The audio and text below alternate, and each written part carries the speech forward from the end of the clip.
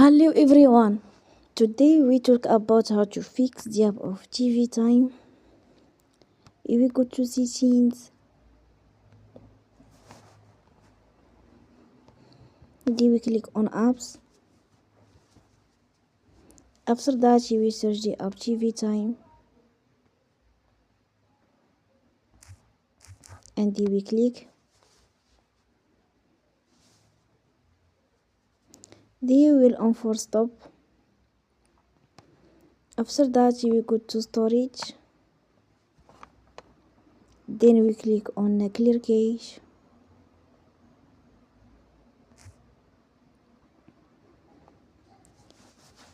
You will go to Play Store and you will update your app. Don't forget to support us by like and subscribe.